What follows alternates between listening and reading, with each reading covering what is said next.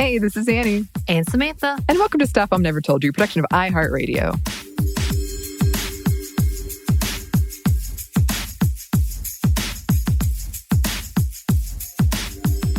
So today is Thursday. It's true, it really is Thursday. It is actually Thursday. That is not a podcaster lie in this case. It is a dark and rainy Thursday here in Atlanta, which means it's time for another Sminty happy hour.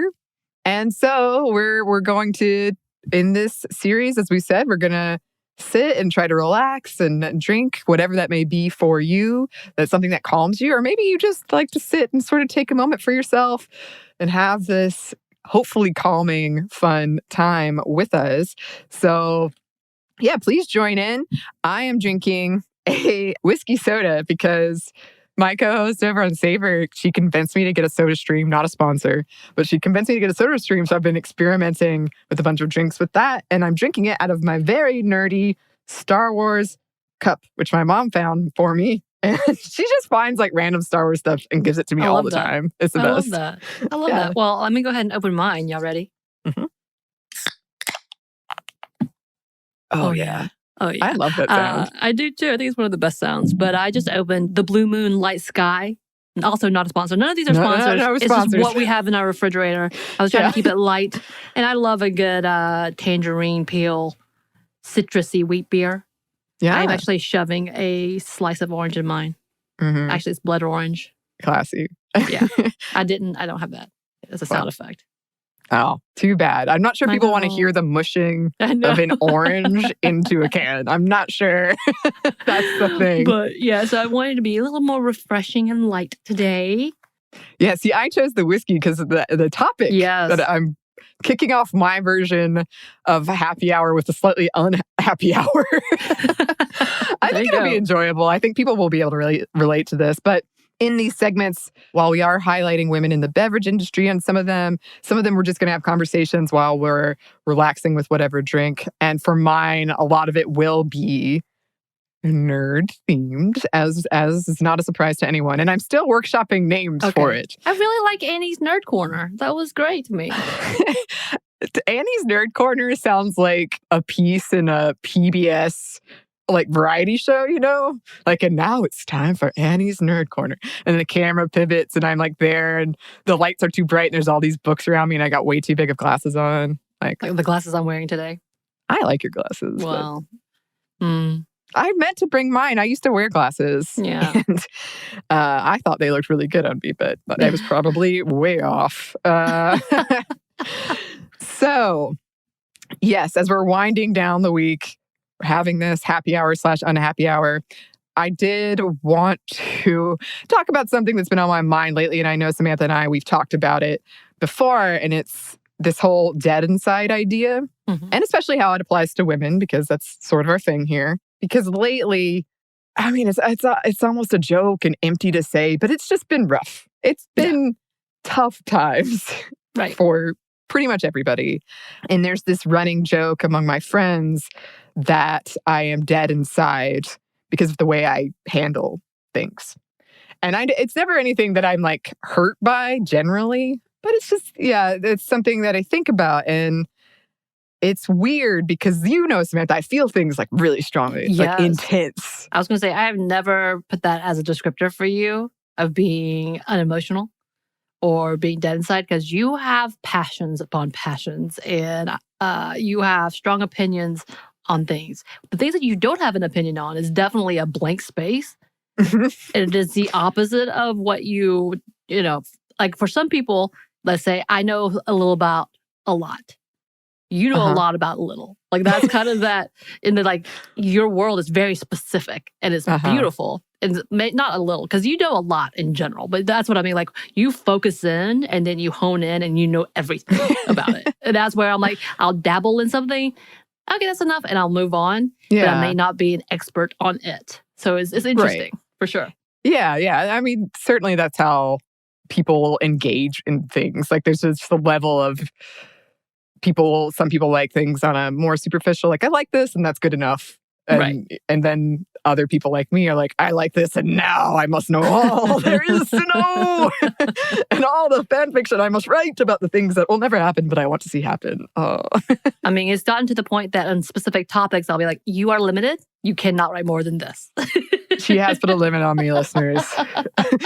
Not because we don't want all that information. It's just like, okay, now this is going to be a 6-part episode on one small subject. Yeah.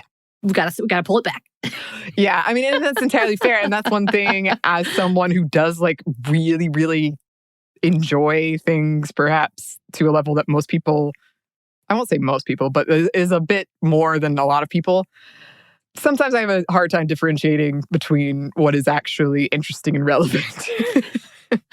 No, the thing is, like, the things that you bring out are very interesting to me, for sure. But it's kind of like, okay, but we have to come back. Right. Yes. Circle back around. Like, No, absolutely. No, that is something I know is an issue that I am aware of. I don't think it's an issue because I will sit and I think this is why our relationship works. I will hear you and then you will continue on and then I'll put in a question here and there. But I feel like I've learned something and I didn't have to do any other work. Wonderful. Thanks. I'm just trying to help you ultimately. I'm good with it. Well, see, that's the thing because I do love things so much. And so like when we did the Princess Leia episode, for example, I wanted to share it with you. I wanted to tell you about it. You did.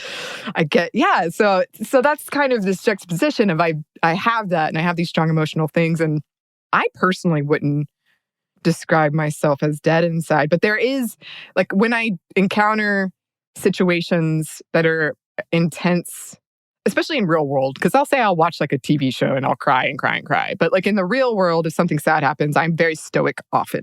Like I'm pretty, and that will break eventually and I will cry or whatever it is. But I think also a part of it is obligation. If I feel like there's an obligation to react a certain way emotionally, then it's like I close up and I don't do it. And that feels weird because people do expect, and we've talked about this before, especially for women, they do expect that you're going to emote a certain way often. So, but if you emote too much of it, then you're being too dramatic. Exactly. And I think maybe that's part of what it is. It's like there's a tension in me where for so long we've had that thrown against us as women of being too emotional, being too dramatic. And I am honestly, I'm a very emotional person. You are. I am. And I'm not ashamed of that. But I think I maybe internalized, especially younger, that it was better to be stoic because that is more masculine. You don't want to be the emotional, crying woman. Right. And I think that I'll have moments where I just feel really weird, like something is wrong with me because, and the most obvious example I can think of is dogs. And I know. I like dogs. I want to say that, okay? I like dogs, but I don't have the thing. Like, it's not my thing. Right. I don't stop and I'm like, oh, a dog. Like, I don't feel that. And I see it in people and I just don't, whatever that is, it's not happening for me. Sometimes it does if it's like a super cute dog. But generally, I'm just kind of like, there's a dog. Yeah. Which is the reaction I get every time I try to show you a video of a dog that's doing something cute. And you're like, oh, nice. Yeah, because I know. And I know, like, I totally get it, like that feeling. And I totally get wanting to share that. And I think that's a part of why I keep bringing this up, even though it has gotten me in trouble on the internet before, is because it does make me feel weird. It does make me feel like something is off with me. And it's like I'm searching for it. You're supposed to react a certain way and it's not there. And in that moment, it does feel like I'm dead inside because there's nothing there. And it does make me feel like as a woman that this should be there. And again, it's all internalized. But like, I'm also the same with babies. And I also like babies. And I have friends with kids whom I adore. And I think the cutest, smartest, sweetest things. But I just don't feel whatever it is people are expecting. So then I have to act and pretend. And then I feel like I'm just a big faker. And that's not a good feeling either. All right. Well, I'm with you on the baby. I'm fairly vocal about that. Not that I'll tell anybody their baby's ugly or anything, but I'm like, okay, beauty of life. You do your thing. This is what you want. I'm so happy for you.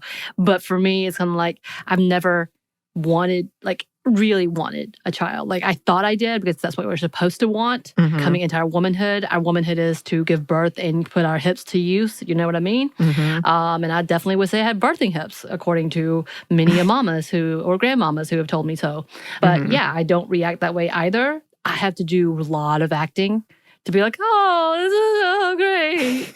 And I think a part of that is because of my background and seeing really awful families. And like, just because you birthed a child doesn't mean we need to celebrate this. You know, it's kind of like, it's kind of one of those moments. But then again, yeah, I love the couples when I see that are genuinely happy. I'm happy for them. I'm like, oh my God, this makes you happy. Yeah.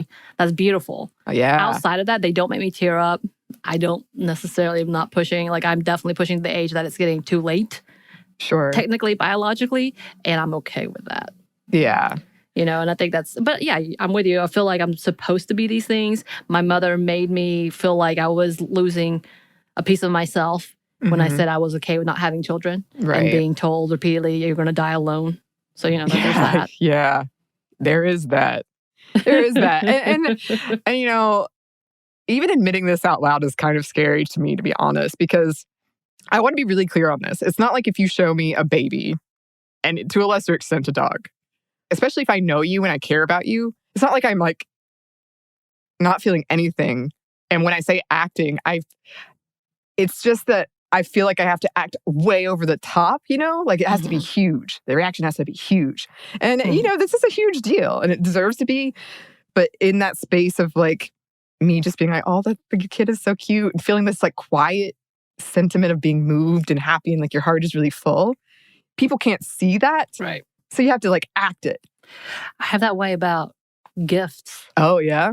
I like to be prepared about what I'm going to get because the initial reaction, I don't know if there's something stunted in me in that I can't react at the moment. And I feel very like I'm very stoic and calm. So showing excitement is also something I have a problem with. So I hear you on this because then this is a good and bad, where if it's a bad situation and everybody's panicking, I am not. I'm the one that's quietly sitting around looking there, trying to figure out what's going on. And then after the fact, then I'll have a meltdown. Maybe. Right, yeah. But I'm the same way even with joyful situations. So let's say I come in to a birthday surprise, which, by the way, I don't like surprises. Yeah. I don't know how to react. My initial reaction is, are we fighting? We're fighting. I'm fighting. Are you yelling at me? What's going on? Like that's my initial reaction. And I have to assess the situation. And my reaction is delayed. But I'm the same way with gifts. So I'm supposed to act surprised and so happy. And I may be. Yeah. But I can't get there. Yeah. Or I may really hate it and I'm trying to hide that. Like it's really, and so the fear of like doing that is one of the things I hate the most. Yeah. So I like to know ahead of time. Yeah, me too. Just to prepare myself. Yeah, and I wonder, I bet there's something to do with like the trauma in our past there, because for me, there's like this moment of you go inside yourself and you think, what is the proper way to react? Like, what is the safe, proper reaction here? And because you're doing that, you're like taking a step out of your natural, how you would, perhaps. Right. I mean, that's the same, I think, like the reactive attachment disorder, which I'm pretty sure as a young child, I could have been diagnosed with that. And we've talked about attachment disorders before, and I think I've talked about this in our trauma series. It literally is everything is a performance and trying to read other people's reaction. So that's my initial setback is watching you, watching me. Yeah. Yeah. I feel similarly. And I mean, my friends are really good because I remember once, I think I've told this story before, my friends, she was really drunk, but she came out to me. And I was just kind of like, oh, cool. But I had called a lift already and I kind of got in the lift and she freaked out because she was like, oh my God, what does she think? And my other friend was like, you know, Annie just takes things in stride. Like, and I was, so happy for her. But I do get that a lot. And that's something else that kind of causes me tension about this whole conversation is there is that joke, but kind of assumption that if you behave in that way, or if you don't like animals, for instance, you're a sociopath. Like something is wrong with you. And I'll feel it. Like I have internalized that and I will think something is wrong. You should be feeling this way. And that we've talked about the problem of shoulds so much. But that has been coming up a lot lately because people have been, we're on our Zoom happy hours, whatever. People show me pictures of things. And I feel it, but it's so like muted. And I'm like, something's wrong with you. You should be way happier than this. Right. I think the difference is though, and I say this in like, again, I come to you and send you things that bring you joy, which most people do. As you've talked about, the fact that all these announcements are coming out between Marvel stuff, between the Star Wars stuff, and the Last of Us 2 stuff. I know people are sending you messages left and right. So I've sent you 2 or 3 of them in the last day alone. I love it. But that's the thing, that this is the joy and the reaction. So we know what brings you joy in that part. And that's okay. That's the thing, is that I think what people need to realize in the actual level of what it is we need to give people joy as much as they need to give us joy. And so being able to do that for you is something that people should be able to see. Just as much as Joe will send me, my partner will send me many dog videos. Yes. He knows how much I love these, especially the silly ones. That cat, I don't know if you've seen the viral cat video. Yes. The dude who couldn't get the cat off the screen and him saying, "I'm not a cat." Yeah. I laughed hysterically. I thought it was hilarious. But like stuff like that, it brings that joy. And that's great. And that's fine. And just because you don't enjoy the same thing should not inspire no one to be like, that person's not nice, or we're not going to be friends because this person doesn't believe the same thing, or doesn't like the same thing I do. And that's a whole different conversation. Especially, again, this is also another conversation about using any type of mental health stuff as a weapon against people, which is bullshit in itself. And that needs to be broken down in its entirety. Yeah. Because that is it's definitely divisive and insensitive to those that are struggling with these things, and they still want to try to be human. You know what I mean? Like, sociopath is a whole different conversation in itself, of course. But when we talk about mental health stuff and it being regarded to that way, it's a dangerous line when you start poking it as this is this person because of one small incident or one small reaction that you didn't like. Yeah. And I definitely, for sure, that is a big topic. And I think like part of this is too that nurturing aspect of being a woman. So like dogs or pets or babies just fit so naturally into that. So that's another layer of it, of expecting this thing from women. And since I'm not necessarily, I'm not emoting as they expect for these nurturing things, there's like a gendered layer too of that. Right. And we've talked about like grieving and how people grieve in different ways and people present emotions in different ways. And when I was thinking about this, like on the flip side of all of what we're talking about is men being limited in what emotions they can show in terms of this joy or happiness or just in general, other than stoicism. But I do think there's more of a like, oh, how brave when men are emotional, as compared to women. And any like being emotional or not being emotional is just not a conversation. And that might be one of the things that could talk about. It's the fact that women are more likely to give you credit. So therefore, if a man is doing something that is worthy of credit, women are the ones that's going to call it out first, as per usual. So it's a whole different thing because men are not going to call women out for something unless it's bashing on other women. Like, it's kind of a whole competitive nature. But I think in itself, when we talk about being honest and upfront, it is okay for women to be accepting as well as you said, nurturing. So therefore, complimenting is nurturing and bringing up. And that's that kind of like, oh my God, this is also like that level of gendered roles. Gender roles hurt everyone. So that's just sort of what's been on my mind around that. And again, these are our opinions because, I'm working through a lot of this stuff. So nothing is wrong with being super excited, man or woman, about any of these things. And it's joyful. And if that brings you joy, keep doing it as long as you're not hurting someone else. Yes, always. So cheers. Cheers, y'all. Yeah, thanks for letting me have this sort of unhappy hour. But my next one's going to be really fun. It's going to be a fan fiction This one was fun. It's going to be good. Don't say that. Okay. This one is fun. Don't say that. Okay. This one was necessary. Oh, thank you. Thank you. It is. And I hope that some of you listeners can relate. And as we do these happy hours, we would love to hear ideas from you, what you'd like to see. We've already gotten some interest in perhaps watching Sex and the City on some of these. I am down. I know you are. I'm down too. I would love it. But we want to do things that you want to hear and do. So please keep those suggestions coming. We hope that you have enjoyed this and you're having a relaxing, at least a little bit, time in your day, perhaps. And we would love to hear from you. Our email is stuffmediamomstuff@iheartmedia.com. You can also find us on Instagram at Stuff Mom Never Told You or on Twitter at MomStuffPodcast. Thanks as always to our super producer, Christina. Thank you, Christina. And thanks to you for listening. Stuff Mom Never Told You is a production of iHeartRadio. For more podcasts from iHeartRadio, visit the iHeartRadio app, Apple Podcasts, or wherever you listen to your favorite shows.